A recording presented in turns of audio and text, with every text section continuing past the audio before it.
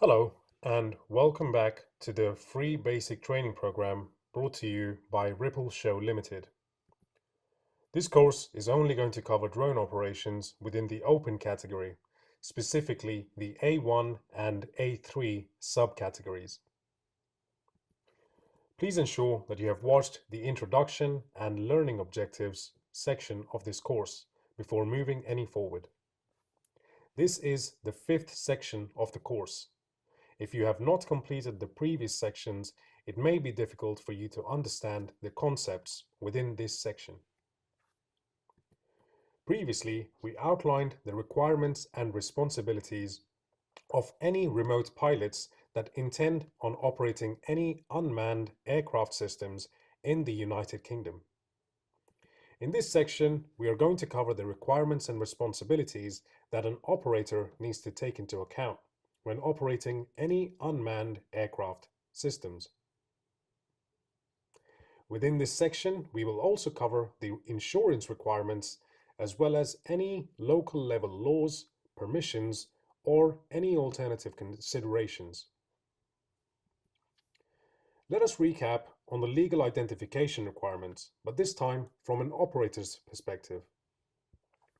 As can be seen, unlike the flyer identification, regardless of the maximum takeoff mass of the unmanned aircraft system, an operator identification is required.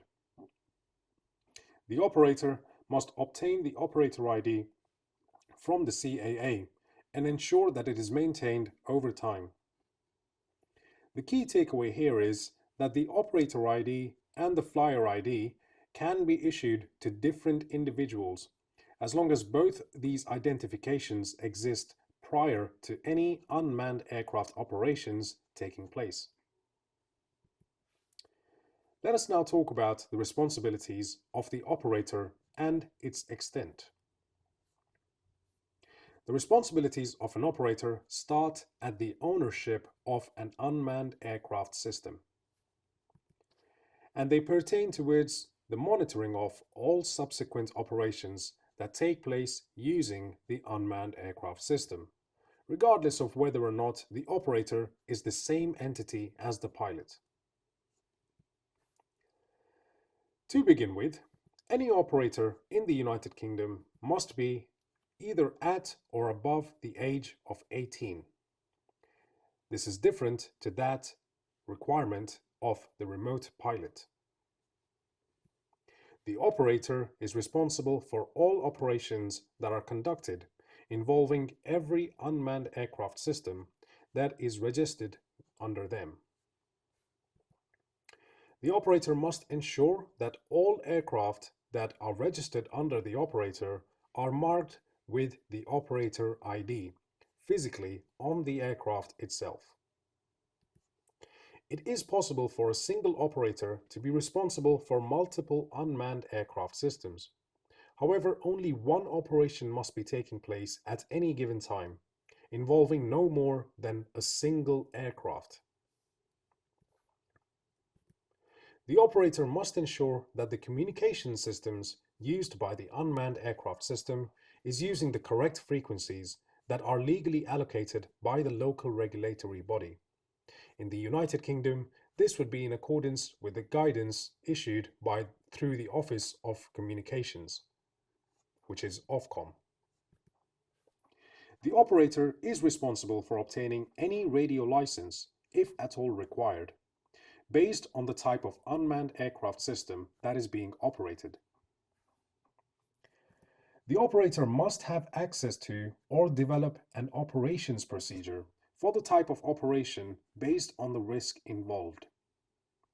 These operational procedures need to be passed down to the pilot to ensure that any steps are taken in accordance.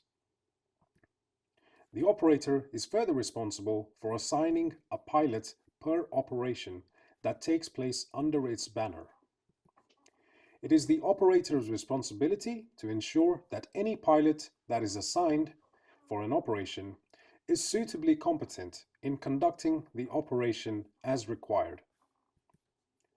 The operator is also responsible to inform all involved persons of the risks involved. This means they will also be responsible for any explicit agreements with any involved persons. If applicable and if available, the operator must be aware of the unmanned aircraft system's class marking or identification. It is further the responsibility of the operator to ensure that all unmanned aircraft systems that it operates are class marked with the designations, if available. It is also the responsibility of the operator to consider the insurance requirements for any operations that they will be undertaking. Essentially, there are two outcomes that are defined insurance requirements. Either insurance is optional or third-party insurance will be mandatory. Third-party insurance must include public liability insurance as a bare minimum, which covers operations in the air. The first classification would be for an unmanned aircraft system with a maximum takeoff mass under 20 kilograms. If the operator is conducting an operation that can be classed to be as recreational, as a sport, or on a hobby basis, then insurance is optional. Alternatively, if the same aircraft is being used for commercial purposes or any other purposes, it would fall under the same category as that of an aircraft with a maximum takeoff mass greater than or equal to 20 kilograms. In which case, regardless of whether the aircraft is being used for recreational purposes or commercial purposes, third-party insurance will be mandatory. It is ultimately the responsibility of the operator to ensure that proper insurance policies are in place prior to commencement of any operations in the air.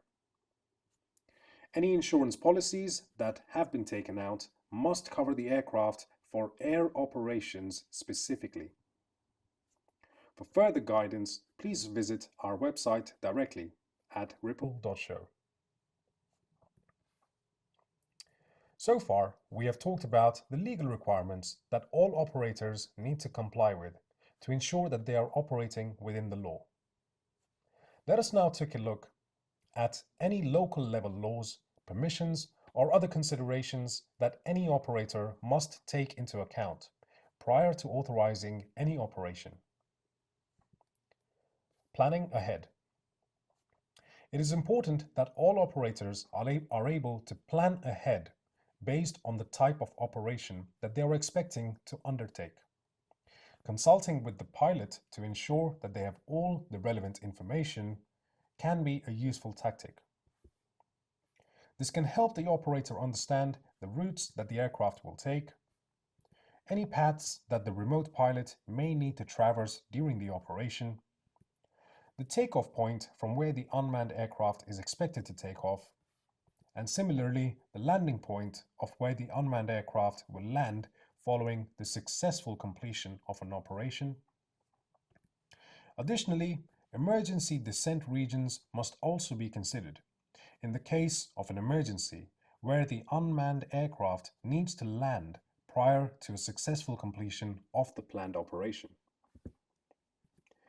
Any public paths that may be close to where the aircraft will be traveling, taking off or otherwise landing. Based on all of these aspects, the operator is expected to take into account. They will then be able to obtain the relevant permissions or even give notifications where required. When obtaining permission, it is important to consider as a bare minimum the following parties: the local council, the landowner where the aircraft is expected to take off and land, from the landowners of any business or property owners that are close to the unmanned aircraft flight path, which could cause disruption to the local businesses or the general ongoings across the traversed area. Most importantly, obtaining any relevant permissions from any airport, airfield, or spaceport that is in charge of any flight restricted zones, runway protection zones, or any other restriction zones that are in place. Additionally, it is also important to consider street-level guidance that may be in place on the ground. It is useful to ask any relevant personnel that may be in charge on the ground to get further information. Places such as admin offices or information centers would be a good place to start. Always look out for signs in designated areas. A good example of street-level guidance could be the flying fields that are situated at Richmond Park in southwest London. Here, they specifically mark out the areas where the flying aircraft is permitted. This has been marked clearly in red on a map. They also specify a maximum height of operation that is lower than the standard 120 meters as specified in the open category. They also take into consideration the wildlife, specifically any deer that may enter the area during the operation of the flight.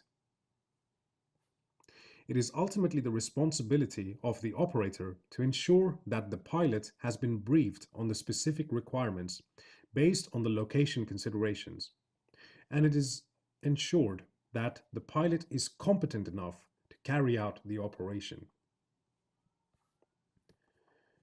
Additionally, if an authorized person, such as the police, asks you to stop an operation, you must comply without fail.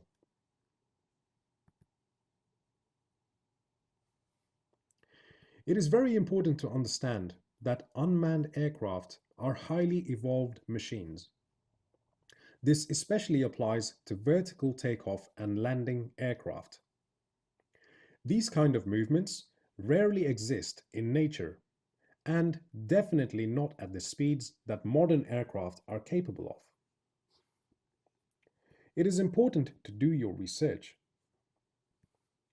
National designations such as areas of outstanding natural beauty, sites of special scientific interest, local natural reserves, may not be suitable for the operation of unmanned aircraft. It is important to find the answers for the following questions when considering operations within any such areas. Do you need permission? To whom would you need to ask for permission? Never rely on hearsay, and if in doubt, try to find the information out for yourself. Ultimately, it is necessary to consider the effects that any aircraft operations will have on local wildlife or their ecosystem. It is highly recommended to conduct a site visit prior to carrying out any operation. This can help with the calculation of the best times of the operation when activity is at low levels.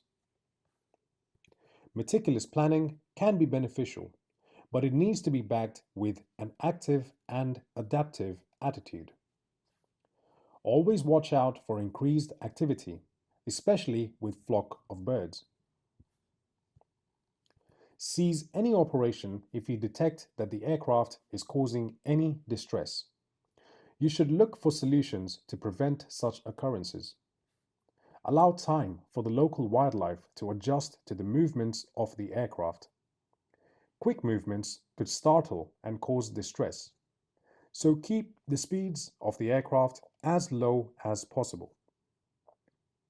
Behavior such as swooping could be deterred by keeping the aircraft in a state of hover. Never try to simulate a situation with a mindset that puts machines against nature. It is unreasonable and it defeats the idea behind maintaining safe practices in the air. Animals are usually just scared or inquisitive. They are not certainly there to hunt or even consume the dry plastic, metal, or circuitry that makes any aircraft. Do not compete with nature.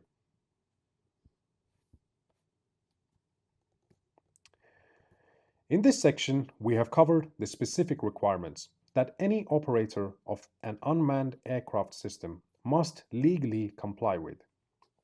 We understood that there is a legal minimum age of 18 years old, which is required in the United Kingdom for a person to pose as an operator of an unmanned aircraft, unlike that requirements of the remote pilot.